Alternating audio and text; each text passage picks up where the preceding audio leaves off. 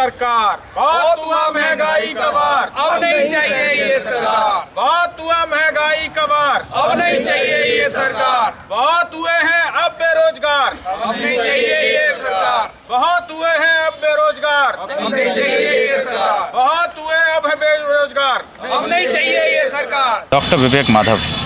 Doctor विवेक जी, अगर हम बात करें जिस तरह आपकी पार्टी दिल्ली के जंतर मंतर पे बेरोजगारी और महंगाई को लेके आज यहाँ पे धरना प्रदर्शन कर रही, तो इसके द्वारा आप किसको मैसेज देना चाह रहे हो और क्या आगे की रणनीति क्या है आपकी पार्टी की? देखिए, वैसे तो बात की जाए कि कोरोना के बाद देश की अर्थव्यवस्था की बात हो या रोजगार की बात हो, कोरोना के बाद जिस तरह से उद्योग धंधे चौपट हुए हैं, एजुकेशनल इंस्टीट्यूशंस में काम करने वाले लोगों के रोजगार प्रभावित हुए हैं।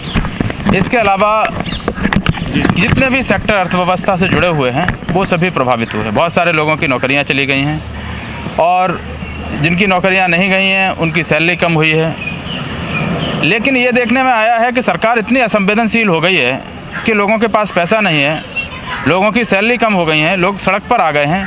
उसके बावजूद भी आप देखिए, एक बहुत बड़ा मुद्दा है तेल के दाम किस तरह से आसमान छू रहे हैं, और तेल के दाम अगर बढ़ेंगे तो हर चीज़ के दाम बढ़ेंगे। सरकार को संवेदनशील होना चाहिए। देखिए, हमारे पास रोज़गार को लेकर के एक दृष्टि है, एक विज़न है, उसी को लेकर के हम आए हैं। हमारे साथ बड़े ही योग्य, संवेदनशील, निष्ठावान, प्रतिबद्ध, निष्पक्ष और निष्कलंक कार्य करने वाले लोग हैं जो इंडिया के टॉप इंस्टीट्यूशन में पढ़े हुए हैं, जिन्होंने कई वर्ष भारत की अर्थव्यवस्था पर और भारत के ज़मीनी स्तर पर अध्ययन किया है, चाहे वो एग्रीकल्चर सेक्टर हो, चाहे इकोनॉमी हो, चाहे सिक्योरिटी का मामला हो और डिफरेंट सेक्टर्स हों। भारत की जनसंख्या जितनी तेज़ी से बढ़ रही है, आने वाले समय में हमें रोज़गार के और अधिक माध्यम और साधन उपलब्ध कराने होंगे। हमारे लिए, पार्टी के लिए इस पर विशिष्ट रूप से यह एक चिंता का विषय है।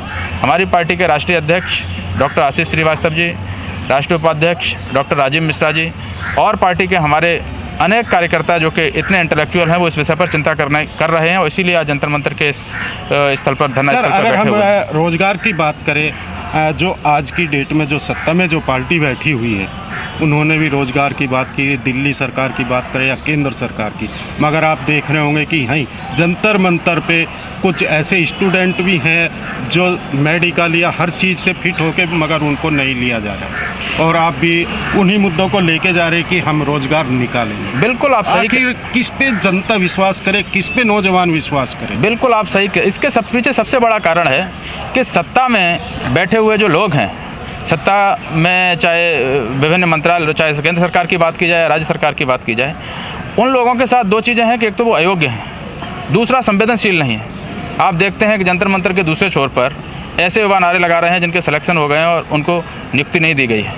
ऐसा क्यों है? ऐसा इसलिए है क्योंकि वो उनको अपने बच्चों की तरह कंसीडर नहीं कर रहे हैं। उन्होंने अपने बच्चों को तो बड़े बड़े पदों में बैठा रखा है, वो भी किसी माँ बाप के बेटे हैं। सरकार में बैठे हुए लोगों को ये चिंता करनी चाहिए कि वो भी किसी माँ बाप के बेटे हैं और उनको भी रोजगार मिलना चाहिए। इसके लिए संवेदनशीलता नहीं है, सरकार के पास लोगों की योग्यता नहीं है और दृष्टि नहीं है कि भाई नए क्या कार्यक्रम होने चाहिए, नए क्या कार्य योजनाएं होनी चाहिए, क्या इनोवेशन लाना चाहिए और किस तरह से सरकार को काम करना चाहिए कि आने वाली समय में जो भारत की एक बहुत बड़ी युवा आबादी देश के सामने चुनौती बनकर खड़ी होने वाली है, उसको हम रोजगार कैसे दे पाएंगे। ये हमारे लिए चिंता का विषय है और इसी को लेकर के हम यहाँ पर बैठे हुए हैं और हमारे पास इसको लेकर के विज़न भी है, हमारे पास इसको लेकर के आइडियाज़ भी हैं, हमारे पास कार्य करने के लिए योजना भी है और समय आने पर हम बताएंगे कि हम कैसे रोजगार देंगे और क्या हमारे पास इसको लेकर के व्यवस्था रहेगी, कैसे हम तैयार कर पाएंगे देश के नौजवानों को रोजगार देने के लिए व्यवस्था। जंतर मंतर पे यहाँ पे जो धरना प्रदर्शन हो रहा है, किन मांगों को लेके या किस आवाज़ को लेके यहाँ पे प्रदर्शन किया जा रहा है? देखिए,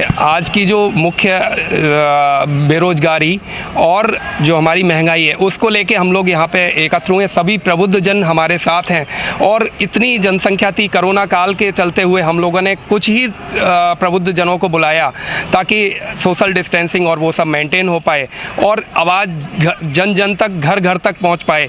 इस आवाज़ को लेके हम लोग यहाँ पे आज आए हुए हैं। और हमारा जो एक अन्य मुद्दा था उसमें ये था पड़ोसी देश पाकिस्तान, जिसमें पिछले 5 दिन पहले 6 व्यक्तियों का गला काट के हत्या कर दी गई। वो दलित परिवार से थे, हिंदू परिवार से थे।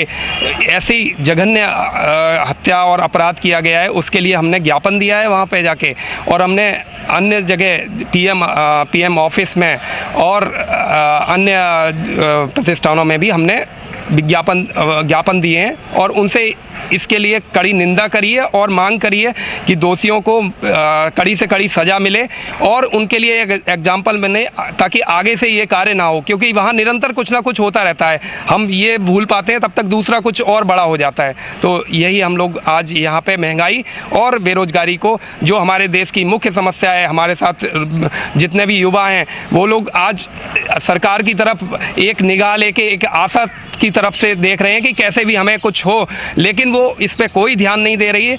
जय हिंद नेशनल पार्टी प्रबुद्ध जनों की पार्टी है। हम लोग इंटेलेक्चुअल लोग हैं। जहाँ तक है हम लोगों आप लोगों से ही, ऐसे ही लोग अगर सरकार में आके कुछ अपने एरिया में अपने विचार रखेंगे और यहाँ पे अच्छे कार्य करेंगे, तो मुझे लगता है आने वाले टाइम में हम बहुत कुछ क्या आपकी पार्टी ने अभी कोई ऐसे मैनिफेस्टो बनाए बेरोजगारी या महंगाई को लेके कि अगर आपकी पार्टी सत्ता में आती है उस पर कंट्रोल किया जाए और रोजगार भी दिए जाए? जी हाँ, हमारे यहाँ पूरा रोड प्लान है और आने वाले जो विधानसभा चुनाव है उत्तर प्रदेश, उसमें आप मैनिफेस्टो भी हम रिलीज करेंगे और चीज़ें हम एलोबोरेट करेंगे। Like, share and comment. To subscribe this channel, please press the bell icon.